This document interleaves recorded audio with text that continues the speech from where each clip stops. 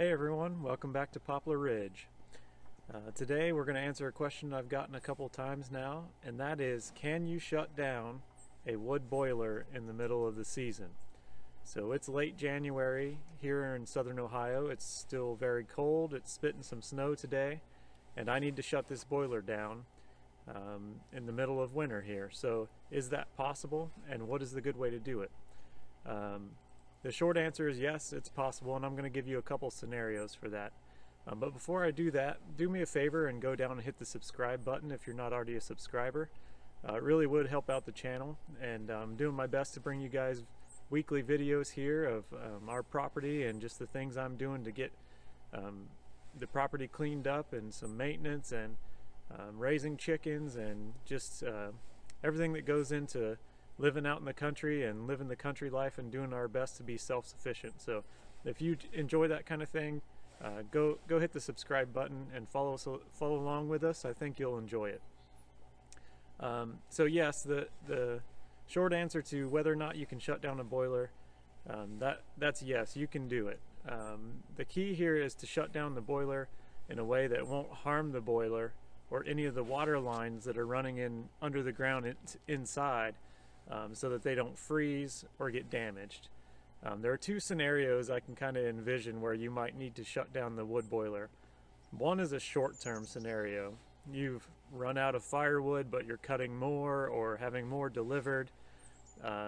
You need to leave town for a couple of days on vacation or for work, or whatever the case is, but you're not going to be around your wood boiler, or you just have a short few days to a week where you need to shut it down. And you need to leave it full. You don't want to drain it for that few days. So we're going to address that scenario. The second is a more long-term scenario. You've run out of firewood, but you can't get any more, or you've been injured, or you need to leave your home for a longer period of time for work or for an emergency.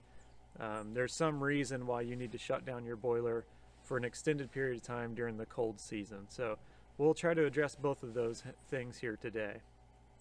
The first is that short-term scenario, that 2-3 days, maybe a week long, you're going to be gone. The easiest way would be to just, inside the firebox itself, would be just to pack this firebox as full as you can possibly get it with firewood. Let the fire run. And then go inside to your thermostat inside and set that thermostat down real low. Set it 50 to 55 degrees inside. So if you're leaving the house for 3-4 days and your inside temperature is at 50 or 55 degrees, the fire in this firebox can last several days. And then what I do personally is I have a propane furnace as backup. I will set that propane furnace thermostat to be just below what I set my boiler at. So if I'm at 55 with the boiler thermostat, I might set the inside thermostat for the propane furnace to be at 50 or 52 degrees.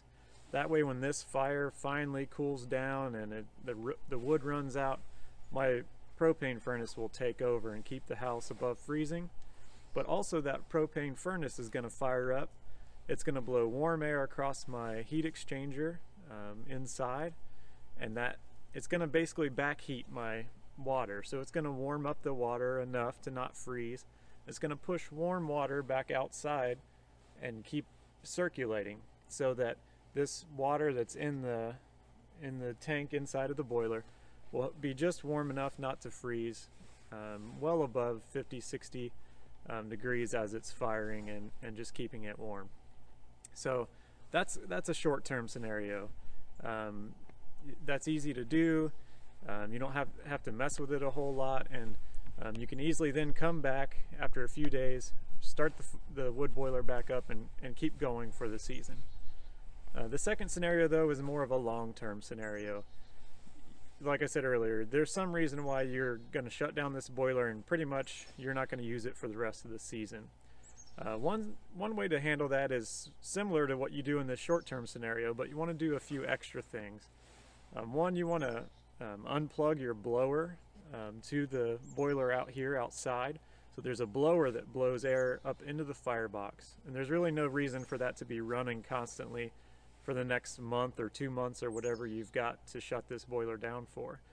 It's just going to use electricity and it's unnecessary. So go ahead and unplug that blower outside. Yours might be on the door if you have like a central boiler type. Some of them are on the back. This Hardy unit has a blower on the back of it.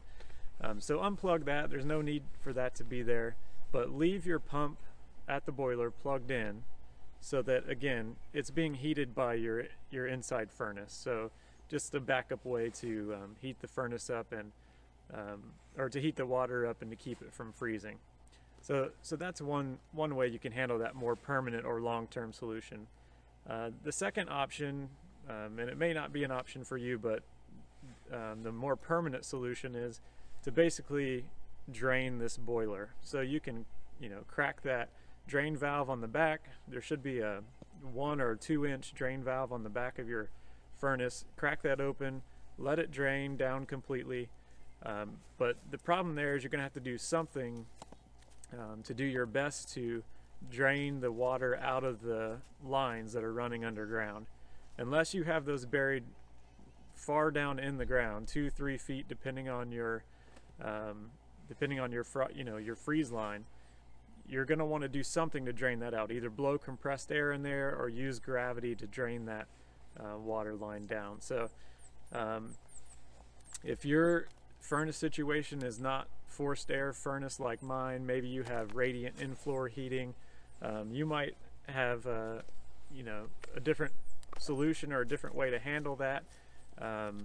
But definitely if you have an inside forced air furnace with a heat exchanger, these are a simple way to handle that.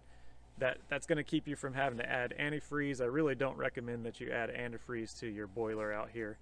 There's just so many reasons not to do that it's not worth it. So I'm going to have to shut this boiler down here for a little bit, and I'm going to use the method I just told you, which is I'm going to let my inside furnace keep my water warm enough to keep this from freezing until I can fire it up again. So just a little tip for you all. I hope you guys have a great day. I hope you enjoyed the video, and please hit that like and subscribe button and follow along with us. We'll see you on the next one.